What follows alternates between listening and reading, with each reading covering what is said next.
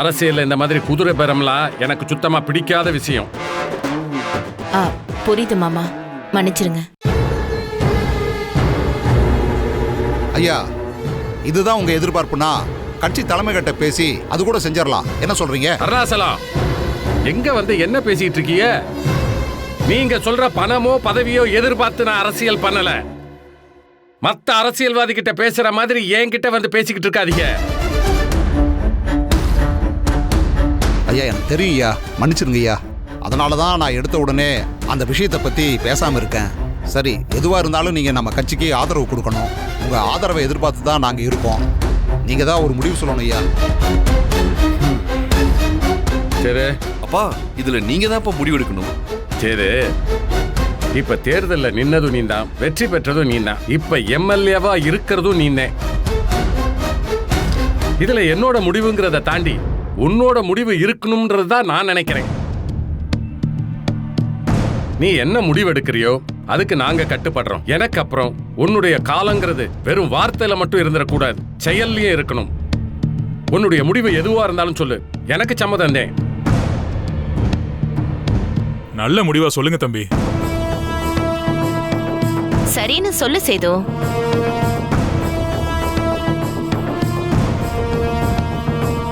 ஆமா சேது, சரின்னு சொல்லு. ஆளுங்கட்சிக்கு ஆதரவு கொடுத்த எம்எல்ஏன்னு ஒரு பெரிய கௌரவம் இருக்கும், எப்பவுமே ஒரு பவர் இருக்கும்ல. ஆமா மாமா, சரின்னு சொல்லுங்க. மாமா மாதிரியே நீங்களும் சைரன் வச்ச கார்ல போறத பாக்குறதுக்கு எங்க எல்லாருக்கும் ஆசையா இருக்கு. என்ன மாம்ஸ், சரின்னு சொல்லுங்க. என்னையா சேது அமைதியா இருக்க? உன் முடிவை சொல்லியா?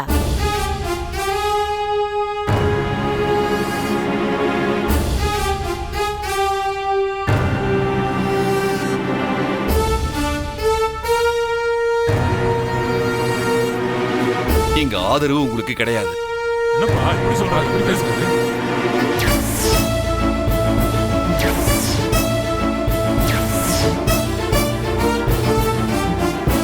எங்களை மன்னிச்சிருங்க. நீங்க நல்லபடியா போங்க. தம்பி, நீங்க கொஞ்சம் அப்பா, உங்களுக்கு ஒரு பிரச்சனை, ஒரு ஆபத்துன்னு வந்த உடனே எதை பத்தியும் யோசிக்காம தங்களோட சுயநலத்துக்காக உங்களை கைவிட்ட கட்சி இது. உங்களுக்கு ஒரு அவமானத்தை ஏற்படுத்தினவங்க, அது கட்டின பொண்டாட்டியா இருந்தாலும் சரி, கட்சியா இருந்தாலும் சரி, நான் மன்னிக்கவே மாட்டேன்ப்பா. எனக்கு பெரிய சொத்துங்கிறதே நீங்க தான்ப்பா. நீங்க சொன்ன மாதிரி மந்திரி பதவியோ பணமோ எனக்கு முக்கியம் இல்லப்பா. எனக்கு என் அப்பா தான் முக்கியம். நம்மளோட ஆதரவை இவங்களுக்கு கொடுக்க வேண்டாப்பா.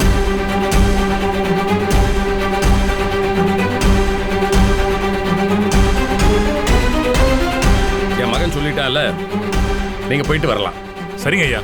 ஏதோ நல்லது நடக்கும்னு சொன்னோம், மற்றபடி எல்லாம் உங்க விருப்பங்க ஐயா. நாங்க வரோம், வாங்க போலாம்.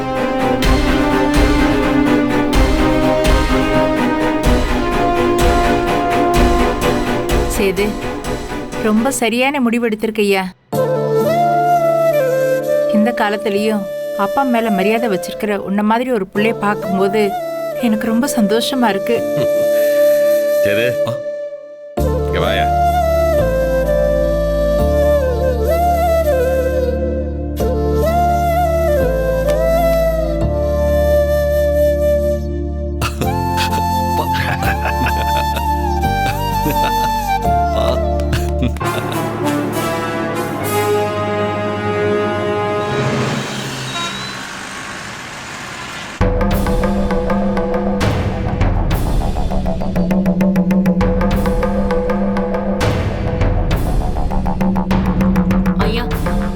எல்லாருக்கும் என் கதை தெரியாம இல்ல. இதோ நிக்கிறானே இந்த ஆளு, பெரிய பணக்காரன்னு சொல்லி என்னை ஏமாத்தி கல்யாணம் பண்ணிக்கிட்டாரு. எனக்கு இவரு கூட வாழறதுல துளி கூட விருப்பமே இல்ல. தயவு செஞ்சு இவரு கூட இருக்கிற கல்யாண வாழ்க்கையை தீர்த்து விட்டுருங்க. ஐயோ இல்ல லோட்டஸ், லோட்டஸ் லோட்டஸ், உன்னை கெஞ்சி கேட்கிறேன் லோட்டஸ், இப்படி அவசரப்படாத. நான் உன் கூட தான் வாழணும்னு ஆசைப்படுறேன். தயவு செஞ்சு என்ன வேணான்னு சொல்லிடாத லோட்டஸ். ஏய் சீ, நிறுத்துடா. போயும் போய் ஒரு பிச்சைக்கார பையனி, உனக்கு ஏன் பொண்ணு கேக்குதா? ஐயோ ஆண்டி, தயவு செய்து இப்படி சொல்லாதீங்க ஆண்டி. நானும் லோட்டஸ் சேர்ந்து வாழணும்னு ஐயப்பனுக்கு மலைலாம் போட்டு கன்னி சாமியா விரதம் இருந்து சபரிமலைக்கு போய் ஐயப்பனை கும்பிட்டு வந்தேன். தயவு செஞ்சு உங்களை கெஞ்சி கேட்கிறேன் ஆண்டி. என்னைய லோட்டஸையும் சேர்த்து வைங்க ஆண்டி. ஏய், சேர்த்து வைக்கிறோங்கிற பேச்சுக்கே இடம் இல்ல. ஐயா, என்னங்கய்யா பாத்துட்டு இருக்கீங்க? முடிச்சு விடுங்கய்யா. ஏமா இவர் கூட இருக்க உறவை அத்து விடணும்னு உறுதியா இருக்கியா? உறுதியா இருக்கேன். நீங்க இதை தயவு செஞ்சு முடிச்சு விட்டுருங்க. ஏமா வீட்ல இருந்து வக்கிப்பறி கொண்டு வந்திருக்கீங்களா? கொண்டு வந்திருக்கேன் ஐயா. கொடுங்க. அம்மா, அத கொடுங்க. இந்த தாமரை. நீதானமா கல்யாணம் வேண்டாங்கிற? இவன் கூட வாழ விருப்பம் இல்லைன்னு வக்கிப்பறிய பிச்சு கிழக்கொன்னு மேற்கொன்னு விட்டுறியுமா? சரிங்க ஐயா. லோட்டஸ் வேணா லோட்டஸ். ஆண்டி சொல்லுங்க ஆண்டி. என்னை இந்த காமேஷ் ஏமாத்தி கல்யாணம் பண்ணதுனால எனக்கு இவர் கூட வாழறதுல விருப்பமே இல்ல. இவன் கூட இருக்கிற கல்யாண வாழ்க்கையை நான் முறிச்சுக்கிறேன். வேணா லோட்டஸ், நான் சொல்றது கொஞ்சம் கேளு லோட்டஸ். வேணா லோட்டஸ்.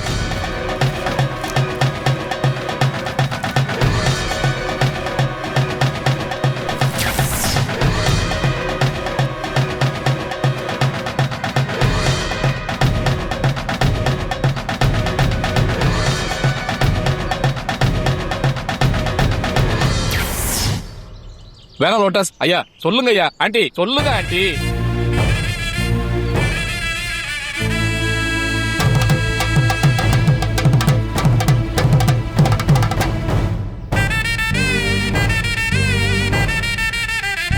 லோட்டஸ் இப்படி பண்ணிட்டே லோட்டஸ்.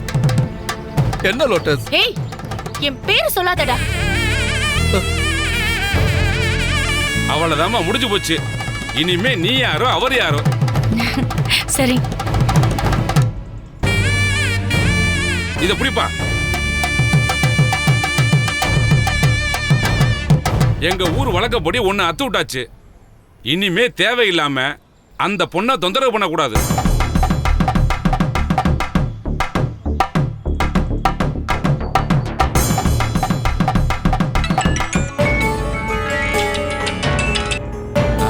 ஹலோ, யாருங்க? ஆமாங்க, காமேஷ் பேச்சு தான் பேசுறேன். என்னது லாட்டரி சீட்டா? ஆமாங்க, சபரிமலைக்கு வந்தப்ப நான் ஒரு லாட்டரி சீட் வாங்கியிருந்தேன். ஓ, அந்த நம்பர் சொல்லுவா? ஒரு நிமிஷம் இருங்க.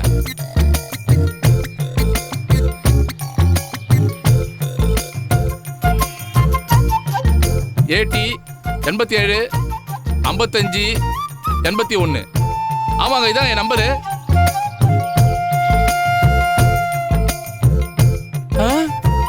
ஐயப்பா, இது மையாப்பா. என்னையா சொல்றீங்க? நிஜமாவா சொல்றீங்க? ஐயா ரொம்ப நன்றிங்க ஐயா. ஐயப்பா, ஐயப்பா, உன் மகிமையே மகிமை ஐயப்பா, மகிமே மகிமை. என்னப்பா என்னாச்சு? ஐயா, சபரிமலைக்கு போயிருந்தப்ப சாமி கும்பிட்டு கீழே வரும்போது ஒரு 500 ரூபாய்க்கு சில்லறை இல்லாதனால ஒரு லாட்டரி சீட்டு வாங்கினேன். அந்த லாட்டரி சீட்ல எனக்கு 10 கோடி ரூபாய் விழுந்துச்சுங்க ஐயா. ஐயப்பா, ஐயப்பா, நான் கோடீஸ்வரன் ஆயிட்டேன். எனக்கு 10 கோடி ரூபாய் விழுந்துடுச்சு. ஐயப்பா, காமேஸ்வரா, நீ கோடீஸ்வரன்டா. கோடீஸ்வரன் ஆயிட்டானா? ஆமா லோட்டஸ், எப்ப நீ என் வாழ்க்கையை விட்டு போனியோ எனக்கு அடிச்சது பாரு லக்கு. சாதாரண பிச்சைக்காரனா இருந்தேன், ஆனா இப்போ கோடீஸ்வரன் ஆயிட்டேன். கோடீஸ்வரன் ஆயிட்டேன். கோடீஸ்வரன். கமேஷ் பிச்சை கோடீஸ்வரன்டா.